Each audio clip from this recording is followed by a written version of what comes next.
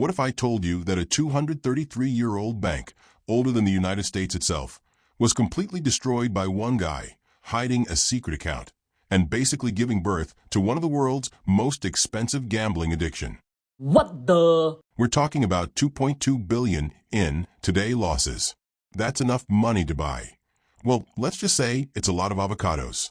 Welcome to Fiscal Fables, where we dive into the wildest financial disasters in history.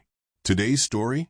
The spectacular collapse of Barings Bank, a tale so absurd that even Hollywood made a movie about it. So grab your popcorn, because this is the story of how one man's ego wrote a check that bankrupted the Queen's Bank. To understand how it all started, let's go all the way back and look at just how massive Barings was. Founded in 1762 by Francis Baring, a handsome, capable, smart entrepreneur man, this wasn't just another bank. This was the bank. When Napoleon called it the sixth great European power, he wasn't joking. We're talking about a financial institution that literally shaped world history. Let's imagine this. When America wanted to buy Louisiana from France, who do you think financed that deal? Barings. When governments needed money for wars, infrastructure, or basically anything expensive, who do they call? Barings. The bank was so connected to British royalty that calling it the Queen's Bank wasn't marketing fluff. It was just facts. What the? For over 2 centuries, Barings survived everything. The Napoleonic Wars, 2 world wars, the Great Depression, any financial crises prior to 1995 that toppled other institutions. They were the financial cockroaches of the banking world, seemingly indestructible, undefeatable, and invincible. Give me my money. But then came the 1980s. Deregulation was the name of the game.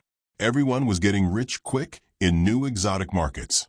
Young traders were making millions, driving Ferraris, and basically living like they were in a music video. Barings looked around and thought, Hold up. Are we supposed to be making boring, steady money while these kids are getting filthy rich? Not on our watch, bro. Asia was booming. Singapore was becoming the financial hub of the East. And Barings, despite being older than most countries, decided they wanted a piece of that action. Big mistake. So in 1986, Barings decided to open a shop in Singapore, BS for short. Their mission? Something called arbitrage trading. Now, before your eyes glaze over, let me explain arbitrage in the simplest terms possible. Imagine you discover that iPhone 15s cost $800 in Tokyo, but the very same iPhone is sold for $850 in Singapore. What's the difference? That's right, $50. Now you buy 100 iPhones in Tokyo, fly them to Singapore, sell them, and pocket the profit. That's right, $5,000. Do this thousands of times with financial instruments instead of phones, and you've got arbitrage trading. It's supposed to be easy, risk-free money. You're not gambling on whether Apple stock will go up or down. You're just exploiting price differences between markets. It's like being a financial delivery driver, except instead of delivering food, you're delivering profits. Barings executives were feeling pretty smart about this. Hey, look at us. Making money in Asia without blowing stuff up like those American banks. No cowboy hats, just spreadsheets and confidence. Everything seemed just fine, but there was just one tiny problem. They needed someone to run this operation in Singapore. Someone who understood both the trading and the back-office settlement work. Someone trustworthy, competent, and definitely not the kind of person who would secretly gamble away the entire bank's capital. Let's welcome Nick Leeson. Sapsuk! Nick Leeson was not your typical Barings hire. While most of their employees came from Oxford or Cambridge with family crests and weekend homes in the Cotswolds, Leeson was from Watford, a perfectly nice working-class town that's famous for Harry Potter and football.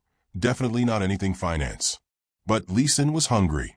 He started in the back office, doing the unglamorous work of settling trades, basically the accounting side of trading. Think of it like being the restaurant cashier, while everyone else gets to be the celebrity chef. Not glamorous, but you learn exactly how the money flows. In 1992, at just 26 years old, Barings sent Leeson to Singapore to run the bank. Here's where things get interesting. And by interesting, I mean catastrophically stupid from a risk management perspective. Here, I am writing this script while he is earning big bucks.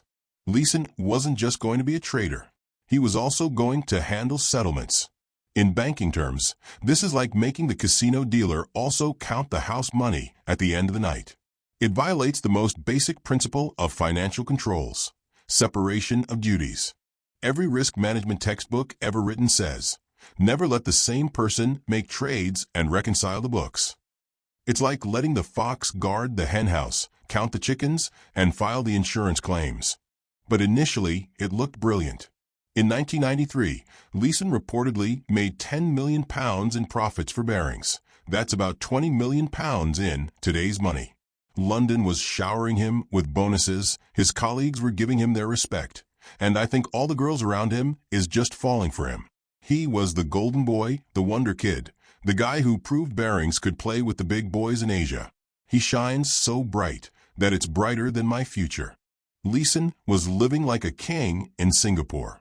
Fancy apartment, expensive dinners, the whole expat executive lifestyle. And why shouldn't he? He was making the bank millions.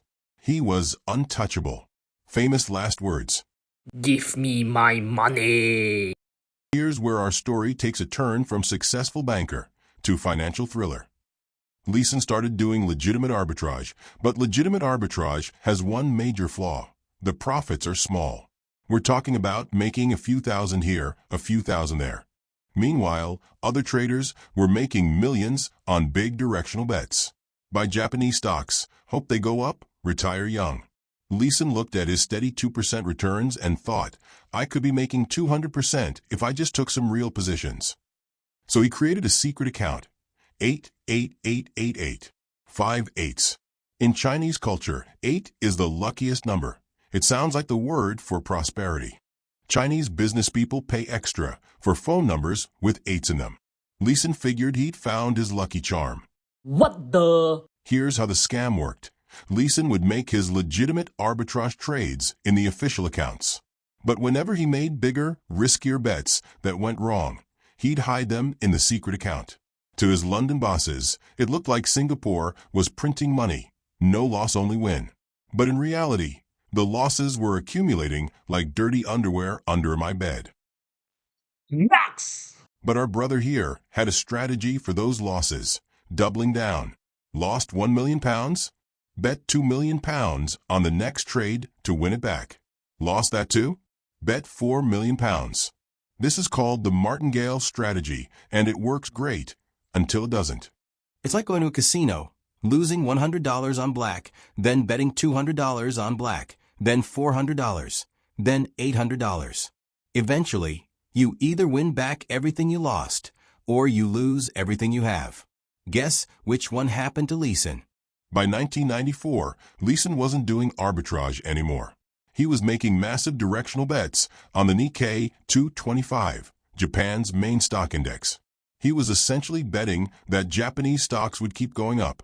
And for a while they did, until the earth literally moved. In January 1995, the Great Hanshin earthquake struck Japan with a magnitude 6.9. Over 6,000 people died, 300,000 were left homeless, and the economic damage was estimated at $200 billion. What the? For Nick Leeson, sitting in Singapore, it was the beginning of the end. The Nikkei, which he had bet would go up, crashed like a stone thrown from a skyscraper. Japanese investors panicked. Foreign money fled. The supposed lucky account suddenly looked very, very unlucky. But did Leeson cut his losses? Did he confess to London that he'd been hiding massive positions? Did he implement any kind of damage control? Of course not. He doubled down, again and again. The losses were now in the hundreds of millions. But Leeson was trapped in what psychologists call the sunk cost fallacy. The idea that you can't quit because you've already invested too much to give up now. It's like staying in a terrible relationship because you've already wasted 2 years on it. By February 1995, Leeson was trading positions worth more than the entire capital of Barings Bank. He was essentially betting the farm, the house, the car, and the family dog on his ability to predict Japanese stock market movements. Of course, London had no idea. As far as they knew, their Singapore golden boy was still making them millions. The monthly reports looked great. The profits kept flowing in like wild honey. Leeson had become so good at creative accounting that he could have taught a masterclass in financial fiction. But you can only hide your mistress from your wife for so long. So in February 1995, Master Lee walked into his Singapore office for the last time. He cleared out his desk, said goodbye to colleagues, without mentioning he was about to destroy their company, and left a note. I am sorry. 2 words. £827 million in losses. A 233-year-old bank about to collapse. And the understatement of the century. Master Lee and his wife caught a flight out of Singapore, hoping to make it back to England. But by the time London woke up and realized what had happened, it was too late. The hidden losses in the secret account weren't just bigger than Barings' profits. They were bigger than the entire bank. Bigger than me. After 233 years of operation, Barings Bank declared bankruptcy. The oldest merchant bank in London, the institution that had financed empires and survived world wars, was killed by one guy with a gambling problem and a computer terminal. ING, the Dutch banking giant, swooped in and bought the entire Barings empire for £1. £1 British. That's less than a cup of coffee. Less than a candy bar. The Queen's Bank sold for pocket change. Brother Lee was arrested in Frankfurt, extradited to Singapore, and sentenced to 6.5 years in prison. He served 4.5 years, then did what any self-respecting financial criminal does. He wrote a best-selling memoir and sold the movie rights to Hollywood. Because, apparently, financial disasters make for great entertainment. What the? The Barings collapse sent shockwaves through the entire banking world. Suddenly, everyone realized that maybe, just maybe, letting traders also handle their own settlements wasn't the smartest idea. New regulations were implemented faster than your salary increment. Banks introduced another useless title, Chief Risk Officers, trading limits, and strict separation of duties. The mantra became, never let the gambler also run the cash register. Sapsuk! Our role model, Brother Lee, didn't just bankrupt a bank. He taught the world a lesson that's still relevant today. In the age of cryptocurrency, algorithmic trading, and financial innovation, the Barings story reminds us that some rules exist for very good reasons. Thanks for watching Fiscal Fables. If you enjoyed this deep dive into financial disaster, hit that subscribe button for more stories of money, madness, and the occasional miracle.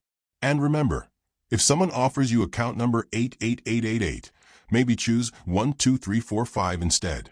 Sapsuk!